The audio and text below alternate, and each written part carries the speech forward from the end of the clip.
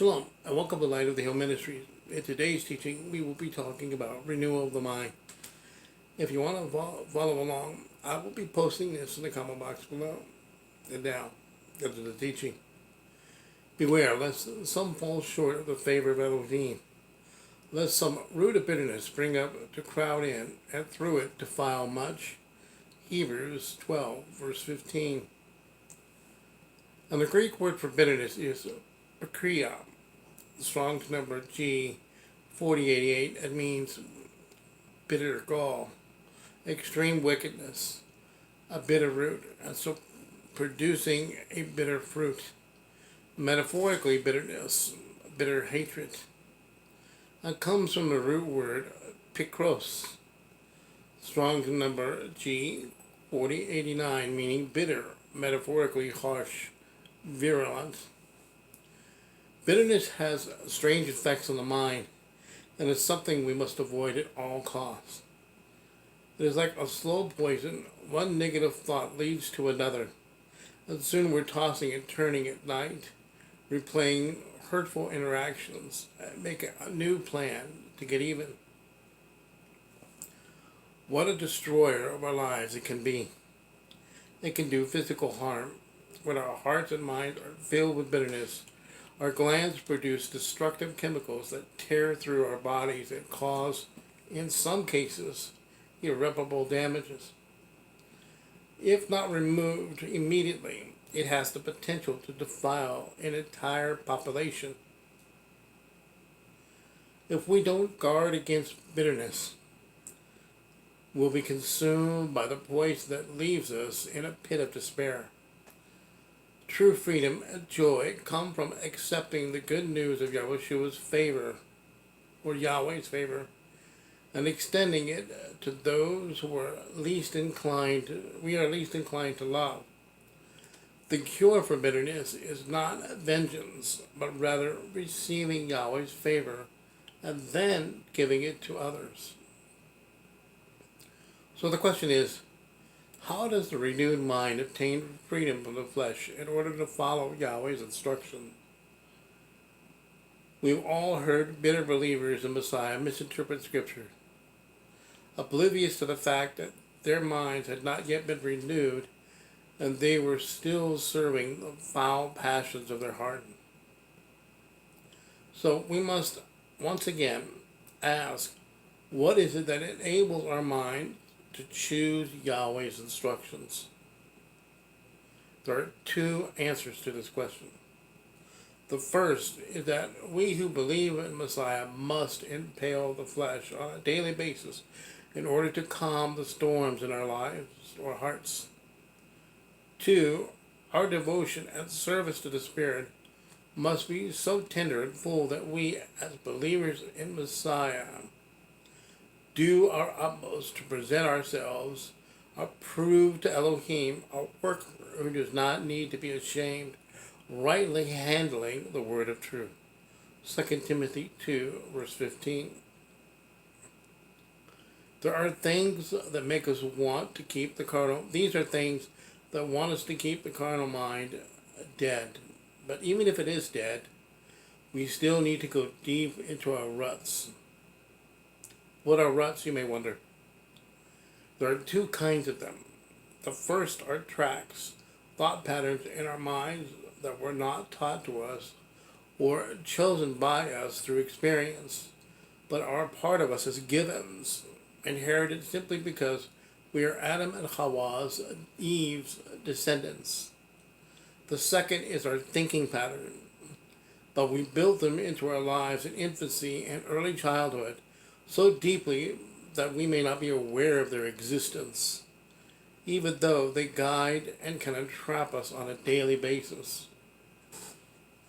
There are also a combination of inherited and acquired ruts. We all have deep mental ruts, whether we're born again or not. They frequently serve as unchecked river of fleshly passions that rise to control us.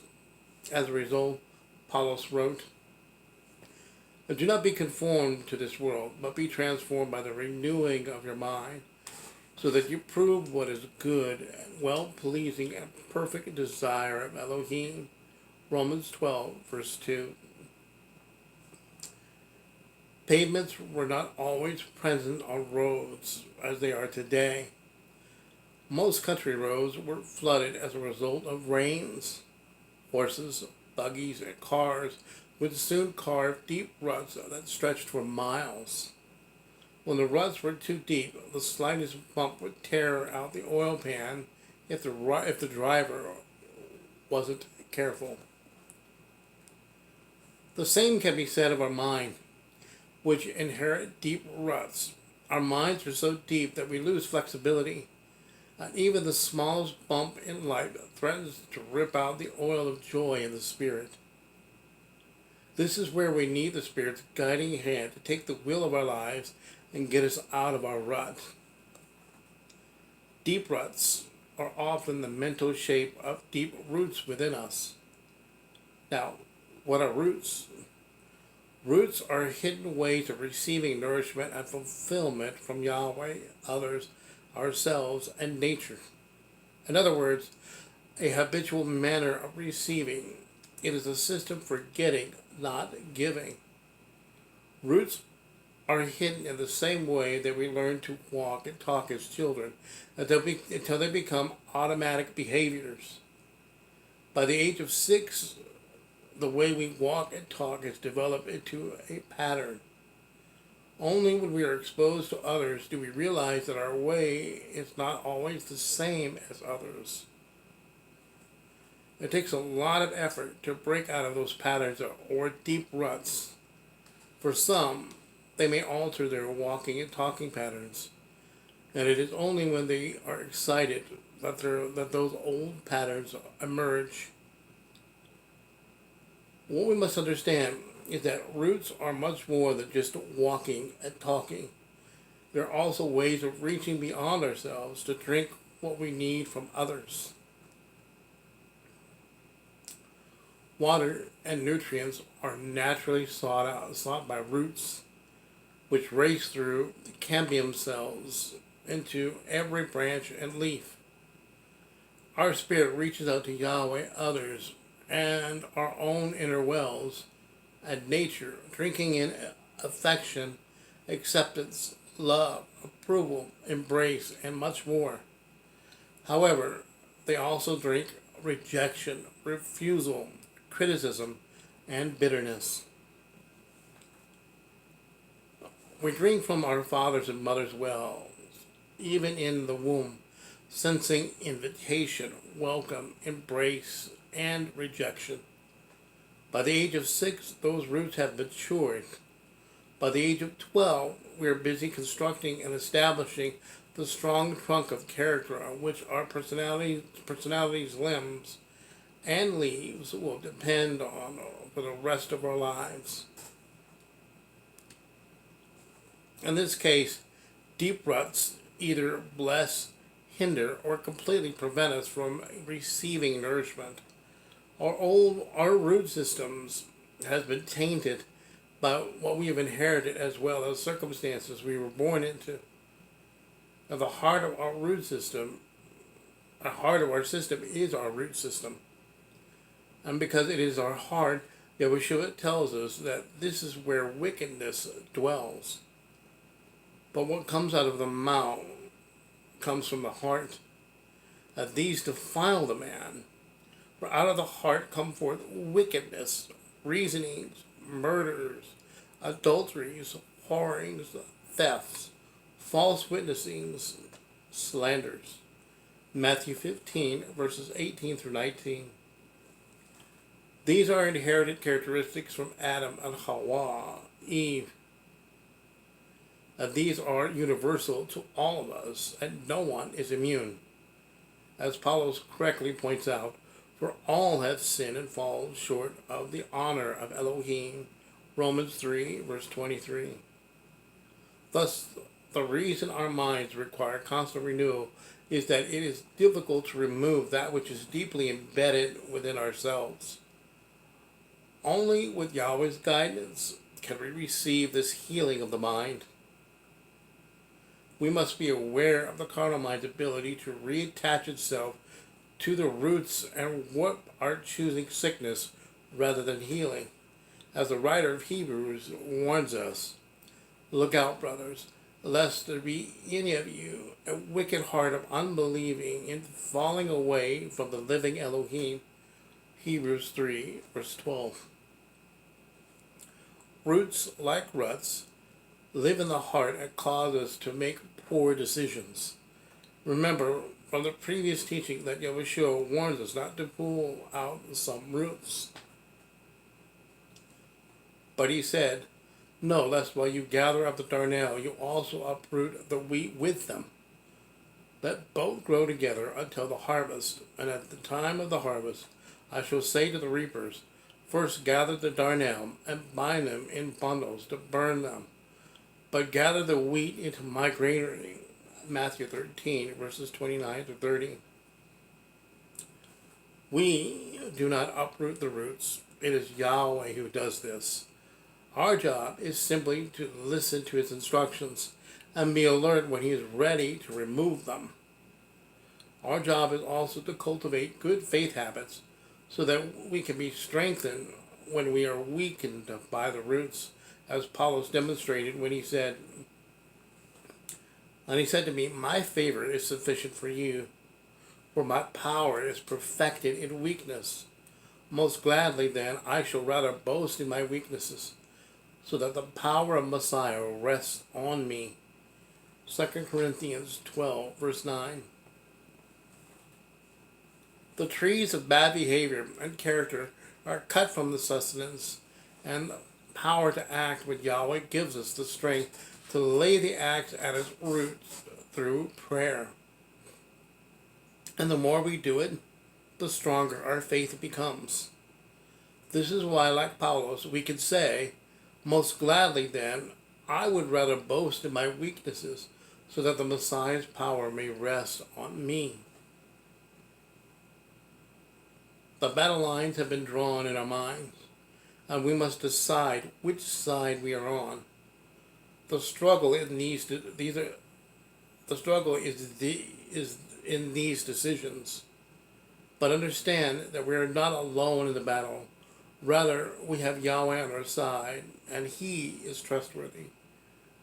We can overcome and render those old ways of feeling and thinking as dead, all with Yahweh's strength and help. In all of this, it is critical that we learn to renew our mind so that we do not become conformed to the ways of thinking and feeling of this world. We come to rest and enjoy our abundant life in Messiah when we train ourselves to recognize the seductive actions of bitter roots and ruts and quickly and count them dead on the tree. So you also reckon yourself to be dead indeed to sin, but alive to Elohim and Messiah Yeshua, our Master. Romans 6, verse 11.